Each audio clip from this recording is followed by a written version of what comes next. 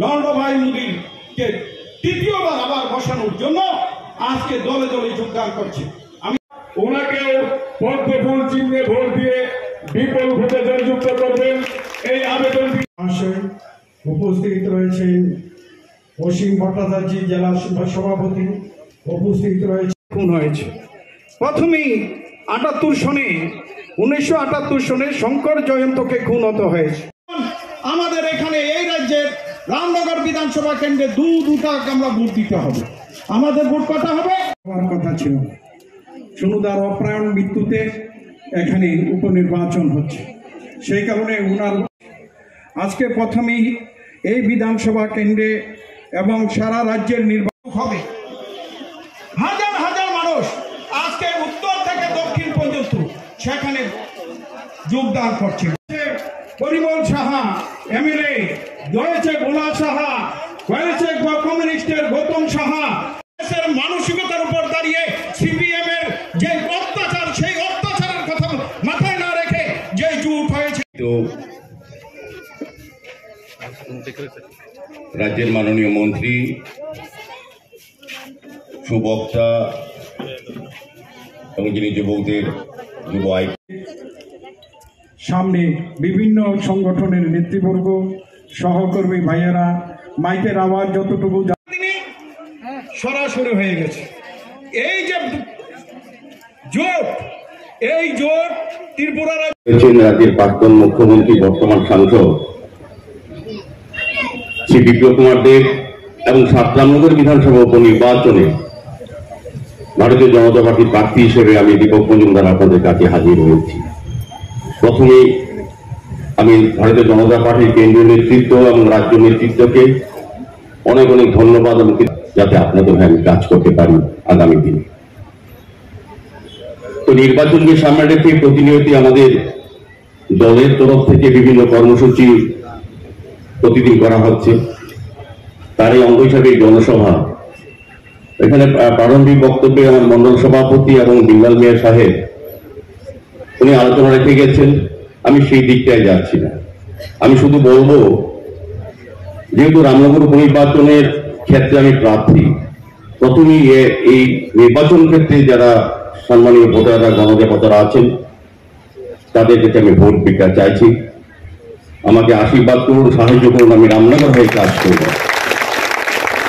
আর রামনগর বিধানসভা কেন্দ্র একটা বিধানসভায় রাজ্যের মধ্যে যিনি দীর্ঘ 40 বছর এই বিধানসভা জনগণের যিনি সেবা করে গেছেন, যিনি সুখী দুঃখে সবসময় ছিলেন, সেই বিধায়ক যিনি ছিলেন, যার অকাল প্রয়াণ হয়েছে, তার শ্রদ্ধার সঙ্গে আমরা প্রতি মুহূর্তে স্মরণ করি। সেই সুরজিৎ দত্ত মহোদয়ের অকাল প্রয়াণে উপনির্বাচন। তো সুরজিৎ দত্তের মতো হয়তো আমি হতে পারবো না, কারণ সুরজিৎ দত্ত যেইভাবে কাজ করে গেছেন মানুষের জন্য, শুধু রামনগর না, সারা রাজ্যের মানুষ ওনাকে মনে রাখবে সারা জীবন।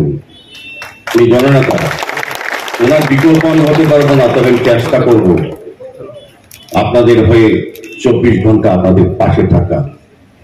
আমি আশা রাখবো আমাদের সরকারের, আমাদের মুখ্যমন্ত্রীর নেতৃত্বে যে সরকার চলছে, তার উন্নয়নের সমস্ত দিকটা যাতে রামনগরের প্রতিটি জায়গায় পৌঁছে যায়, সেই চেষ্টা আমি করে যাব।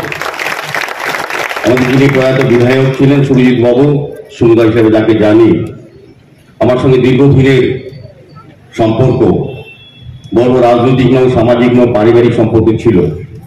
সুন্দর সঙ্গে প্রতিটি এলাকা, প্রতিটি জায়গায়, এই বর্ডারেও আমি অনেক সময় এসেছি। আমি দেখেছি সন্ধ্যা 1988 সালে সিপিএম এর সন্ত্রাসকে উপেক্ষা করে আপনাদেরকে নিয়ে জীবন জীবিকা বাজি রেখে যারা সন্ধ্যার সঙ্গ দিয়েছিলেন, কিন্তু অনেক কার্যকর্তারা উপস্থিত হয়েছেন। তাদের অভিজ্ঞতা এবং তাদের যে লড়াই, সেটাকে আমি সম্মান জানাই, এবং আমার আশা থাকবে আগামী দিনও এই রামনগরে সুরজিৎ দত্ত যেভাবে কাজ করে গেছেন, যেভাবে সন্ত্রাস মুক্ত করে আপনাদেরকে গণতান্ত্রিক ব্যবস্থাকে সুদৃঢ় করে গেছেন, তাকে যাতে আরো সমৃদ্ধ করা যায় সেদিকে আমি কাজ করব। আমি পরিশেষে কথাই বলবো, আমার উপর দল যেমন আস্থা রেখেছে, বিশ্বাস রেখেছে, আমি দলের যেমন সম্মান রাখো, আপনারা আমার উপর আস্থা রেখে আমার হয়ে কাজ করুন, আমাকে আশীর্বাদ করুন, আমাকে জয়ী করার জন্য যে যে কাজগুলি করবেন, আপনারা যে কথাগুলি মানুষকে দেবেন সেগুলি মূল্যায়ন আমি করবো, আমি আপনাদের কথা মূল্য রাখবো। আরেকটা কথা বলে যাচ্ছি, যিনি এখানে বলার চেষ্টা করেছি রামনগরের সন্ত্রাসের বিষয়ে, আমাকে অনেক সময় অনেক বক্তা বিভিন্ন যখন প্রচারে যায় বলেন যে সিপিএম এর সন্ত্রাসের বিরুদ্ধে কিছু বলুন। আমি বললাম না, বিষয়টা এরকম না। আমাদের যে নরেন্দ্র মোদীজি যখন বলি তখন কিন্তু সারা ভারতবর্ষের উন্নয়নের কথা বলে, নরেন্দ্র মোদী নাম আসলেই দেশের উন্নয়নের কথা বলা হয়। আর যখন ডক্টর মানিক শাহের কথা বলি তখন মনে হয় রাজ্যের উন্নয়নের কথা, প্রতিটি প্রান্তে মানুষের যে উন্নয়ন হয়েছে সেই কথা মনে হয়। আর যখন রতন দাসের নাম বলা হয় সেই সন্ত্রাসের কথা বলা হয়। নারী নির্যাতন, গৃহ যত ঘর বাড়ি পড়ে গেছে, কত আমাদের কর্মকর্তা কার্যকর্তা কর্মীরা গৃহচারা ছিল, কত বোনের ইজ্জত লুট হয়েছে, সেই রতন দাসকে আগে প্রার্থী করা হয়েছে। আমি সেই ব্যাপারে যাচ্ছি না, আপনারা বিবেচনা করবেন। রামনগর মানুষ রাজনৈতিক সচেতন, 1988 থেকেই তারা কিন্তু সিপিএমের সন্ত্রাসের বিরুদ্ধে লড়াই করে সুন্দরকে পর জয়ী করা হয়েছে। পূর্বে যারা বক্তৃতা দিয়েছেন সবই বলেছেন, আমি শুধু এতটুকুই বলবো, এটা এই রামনগর প্রয়াত বিধায়কের প্রাণের জায়গা, অন্তরের জায়গা, ভালোবাসার জায়গা। দীর্ঘদিন উনি এখানে কাজ করে গেছেন, ওনার সবার সঙ্গে ওনার যে মিত্রতা ছিল, যে ভালোবাসা ছিল।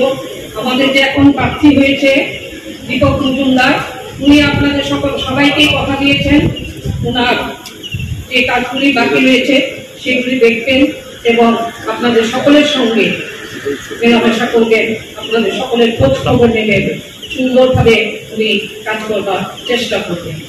তাই আমি প্রথমে বলবো, আমাদের যে রামনগরের সংগঠনগুলি আছেন যেমন খ্রিস্টপ্রমুখ, যুব মোর্চা, মহিলা মোর্চা, কার্যকর্তাদের কাছে আমি অনুরোধ রাখবো, আপনাদের কাছে অনুরোধটা আমার এটাই থাকে যে সুদা আপনাদেরকে হাতে ধরে কাজ শিখিয়েছেন, আপনাদের কাজের মধ্যে এই কোনো ত্রুটি যাতে না থাকে, সমস্ত ত্রুটি সংশোধন করে সবাই সুন্দর করে কাজ করবেন যাতে অলিক মজুমদার বিপুল ভোটে জয়লাভ করে।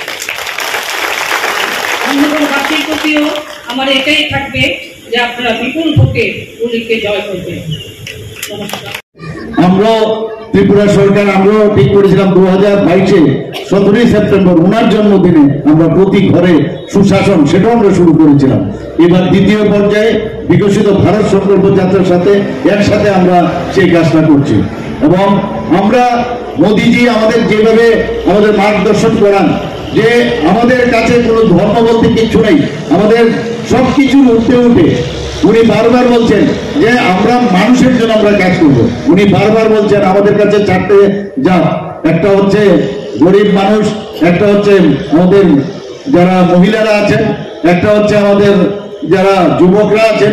এইভাবে উনি বারবার কৃষক, এই 4 জাত হচ্ছে তাদের যদি উন্নয়ন হয় তবেই ভারতবর্ষের এবং রাজ্যের উন্নয়ন হবে, সেই দিশায় উনি কাজ করেন। তো আমাদের এখানে একটু আগে অ্যাক্টিস্ট পুলিশের মাধ্যমে আমাদের ত্রিপুরার সবচেয়ে বেশি কিন্তু আমরা লাভবান হয়েছি। আমি যখন মুখ্যমন্ত্রীদের সম্মেলনে আমি নর্থ ইস্টে যখন বসি, সব মুখ্যমন্ত্রীরা বলেন যে এখন মনে হচ্ছে যে আমরা ভারতবর্ষের সাথে যুক্ত। আগে কিন্তু এরকম একটা অবস্থা ছিল না, কারণ যেভাবে ডেভেলপমেন্ট উনি বারবার বলছেন যে নর্থ ইস্টে যদি ডেভেলপ না হয় তাহলে ভারতও ডেভেলপমেন্ট হবে না।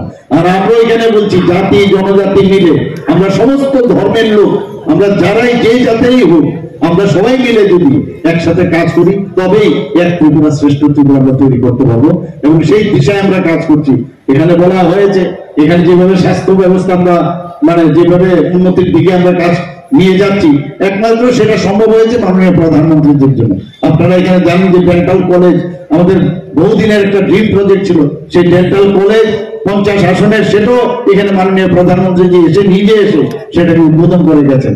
এখানে নার্সিং কলেজ হয়েছে, আগামী এখানে 2টো মেডিকেল কলেজ আছে, আরেকটা মেডিকেল কলেজ এখানে হওয়ার পথে।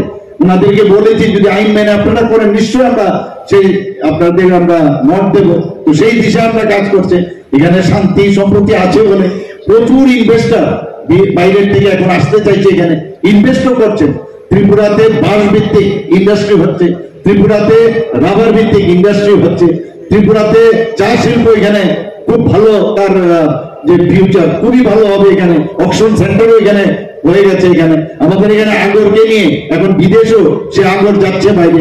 তো ত্রিপুরার ফিউচার এত ভালো, যখন আমাদের এখানে আইসিপি আরো 2টো আইসিপি এখানে হচ্ছে, তো যখন সেট তৈরি হবে স্পেশাল ইকোনমিক জোন আমাদের এই সাউথ ডিস্ট্রিক্টে সাবরুমে, তখন দেখবেন যে সাউথ ইস্ট এশিয়ার যে প্রবেশদ্বার হবে, তখন ত্রিপুরার চেহারা পাল্টে যাবে। বন্ধুগণ, আমি দেখেছি এখানে যে মানুষ আসলে চায় যে একটা শান্তিপূর্ণ পরিবেশে আমরা বসবাস করতে, ডেভেলপমেন্টের উপরে কোনো কিছু নেই, এবং প্রধানমন্ত্রী সেই বিষয়ে আমাদের কাজ করে। এখানে 80 কোটি ভারতকে মাননীয় প্রধানমন্ত্রীজি বারবার চেষ্টা করছেন মানুষকে তার খাদ্য পৌঁছে দেওয়া। 80 কোটি লোককে মাননীয় প্রধানমন্ত্রীজি খাবারের ব্যবস্থা করেছেন। এক দেশ এক রেশন কার্ডের মাধ্যমে বিনামূল্যে প্রধানমন্ত্রীজি সেই রেশন পৌঁছে দিচ্ছেন। আমরা জানি যে 15ই নভেম্বর আমাদের জনজাতীয় গৌরব দিবস হিসাবে ঘোষণা করেছেন। আমাদের 401টি একলব্য আদর্শ আবাসিক বিদ্যালয় স্থাপন করা হয়েছে। আমরা আর্থিকভাবে যারা উইকার সেকশন, তাদের জন্য 10% সংরক্ষণ মাননীয় মোদীজি দিয়েছেন। এখানে যে কিছুদিন আগে আপনারা দেখেছেন বিশ্বকর্মা পুজোর সময় প্রধানমন্ত্রী কিছু না কিছু করেনি, সেখানেও উনি প্রাইম মিনিস্টার বিশ্বকর্মা যোজনার একটা 13,000 কোটি টাকার একটা যোজনা উনি মানে ঘোষণা করেছেন। তো সেইভাবে মাননীয় প্রধানমন্ত্রী সবসময় মানুষের কথা চিন্তা করেন। আমি আপনাদের কাছে বিশেষ কিছু বলবো না, কারণ বিস্তারিত আলোচনা হয়েছে। আমি আবার আরেকটা প্রোগ্রাম